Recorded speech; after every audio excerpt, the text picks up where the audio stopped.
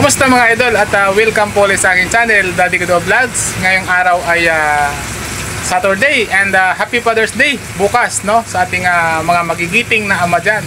So salute, kasama na rin ako dyan. Ayan ang kasama ko, oh. Anak ko. And siyempre dito tayo sa ating pwesto, Mang Dogs Fried Chicken First Branch. Sarap na binabalik-balikan and grabe ang hataw natin ngayon, no. Tingnan nyo po, oh. Yan na lang at nag-iisa na lang dito. Lahat wala ng laman. So pasalamat tayo, thankful tayo kahit na medyo pagod, no? So nag-iisa na lang. Pahabol na lang yung mga idol kasi ubos na. So Sabado naman ngayon, bukas wala tayong tinda. So celebrate tayo ng Father's Day. And grabe ang pagod natin ngayon. Wala pa kahapon dahil bida-bida ang ating pwesto, no? So blessing yan kahit napagod. Ang ibig sabihin na blessing. So ayun, and kumusta kayong lahat? Medyo matagal na tayo hindi nakapag-upload, no, ng ating video about sa ating dito sa ating pwesto, no. Grabe, parang balisa ako mga idol dahil ngayon pa lang ako nakaupo. Grabe, pagod talaga. At siyempre ako lang mag-isa, ang anak kong kasama ko dito, ayan. So laban lang, no, ang aking tauhan ay hindi pa nakabalik dito. So ako pa rin hanggang ngayon. So baka hindi na babalik kasi ayaw na raw payagan yata ng asawa na bumalik. And naghahanap tayo. So medyo busy talaga and hindi ko masyado napupuntahan ng inyong mga bahay. Pasensya na kayo, pero hanggat maaari, hanggat nakikita ko yung mga comments ninyo, ay babalikan natin yan kapag nagkaroon na tayo ng time, mga idol. Promise yan. Lahat na nagko-comment dyan ay babalikan natin. Yun, at may bumili lang ng sigarilyo. So dito pa rin tayo, ayan, ating pwesto. Pakita ko sa inyo, labas tayo, ay may bibili na naman yata. May bibili. So may bumili ng hita, mga idol.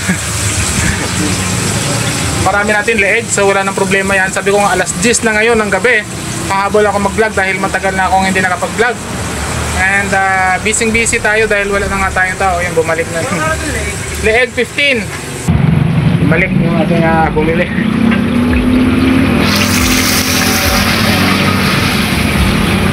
So grabe ka busy natin mga idol. Wala tayong tao.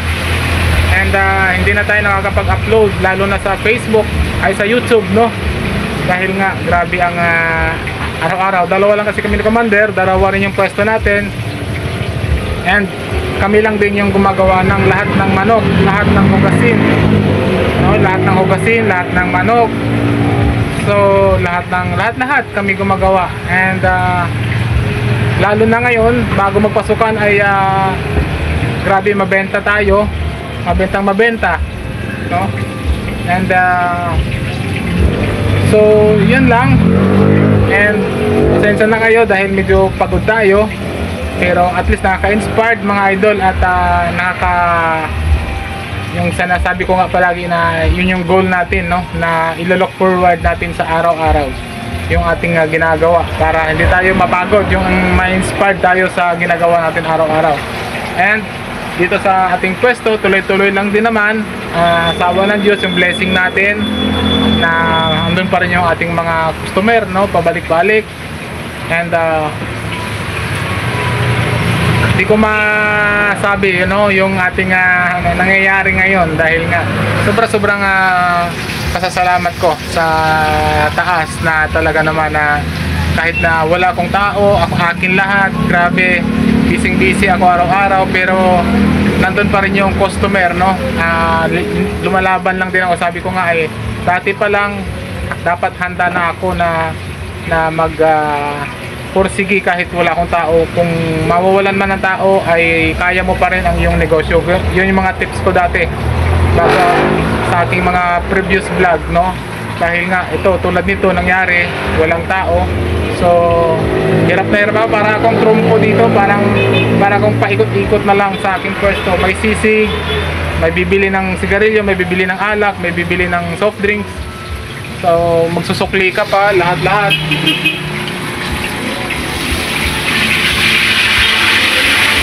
Doon lumalabas yung abilidad mo talaga kung sino ka, at doon lumalabas yung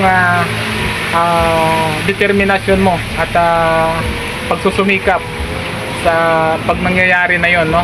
At parang naisip ko nga kung minsan, sabi ko, wala ba akong kamag-anak na pwedeng tumulong sa akin ng ganito, kasi naghahanap ako ng tao halos, kasi mahirap, mainit dito eh. So parang ayaw nila dahil nga medyo mahirap talaga ang trabaho. So kami nga, tagi-isang pwesto kami ni Commander, kaya pa namin. Sila pa kaya na talaga ng mga halos nga, di ba, alam na natin na wala din, tapos ayaw sumikap, no? Ayaw magtiyaga, ayaw magpahirap. And yun yung napaka ano, tapos makikita ko nagtatrabaho sa ibang lugar, no? Mas mababa pa yung sahod kaysa sa akin. So parang nakakalungkot na isipin din, no, na kailangan ko ng tulong pero ganon.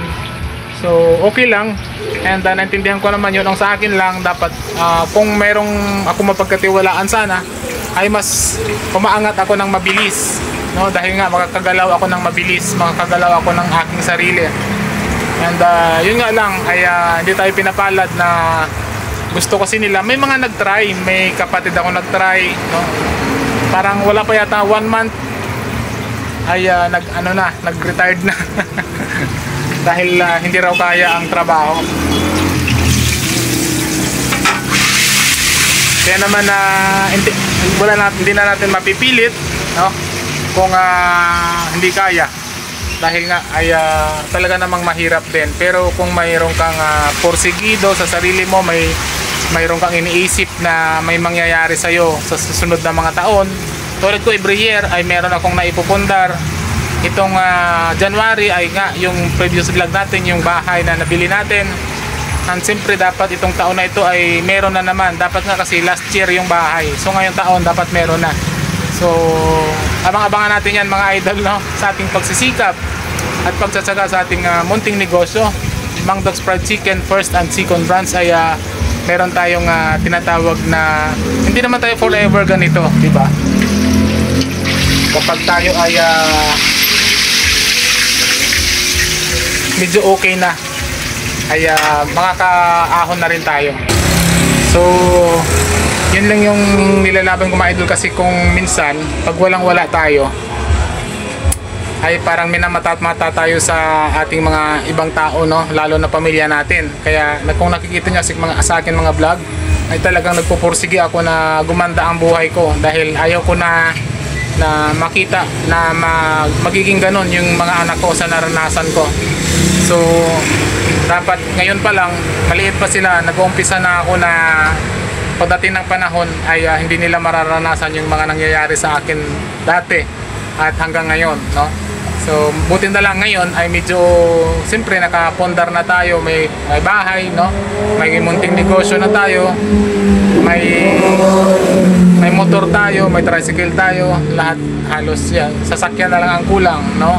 And unti-untiin natin para makumplito na yon, at saka magiging masaya na rin tayo, dahil nga doon mapupunta yung ating pinaghirapan, pinagsipagan, pinagtsatsagaan sa lahat ng araw-araw nating ginagawa, no? So nakaka-inspire talaga para sa akin yung sarili ko. Sabi ko nga, kaya mo yan idol, dahil idol mo yung sarili mo. So yun lang, naglabas lang ng konting masama ay good na mangyayari, no?